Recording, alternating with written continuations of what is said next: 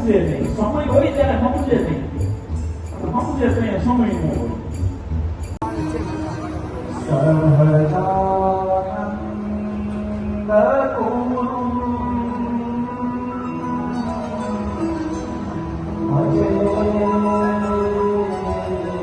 ઘનશ્યામભાઈ વાગતિયાણી હસ્તે ધર્મેશભાઈ નારાયણભાઈ હિરાણી ગામ મોમ્બાસા આફ્રિકા.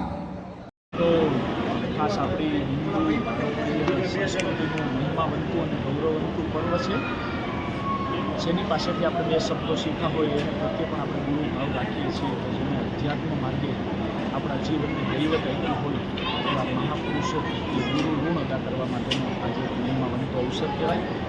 હળવદ તાલુકાના ગામડાઓમાંથી આ ખૂબ માનવ મેળામાં હજારોની સંખ્યામાં આ શિશુઓની હળવદ ખાતે આપણા જૂના ટાવરવાળા પ્રસાદી મંદિર હળવદવાળા જે આયોજન થયું.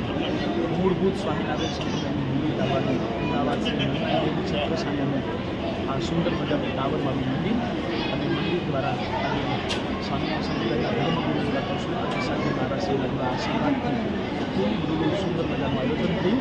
અને આયોજનમાં ગામના અને બાર ગામના અને દૂર સુદૂર શહેરમાં રહેનારા ભક્તોએ પણ આ ઉત્સવને આવીને માણ્યો. સરસ રીતે બનાવે પ્રતિમા સ્વરૂપે ગુરુજનો મહાપુરુષોનું પૂજન કર્યું.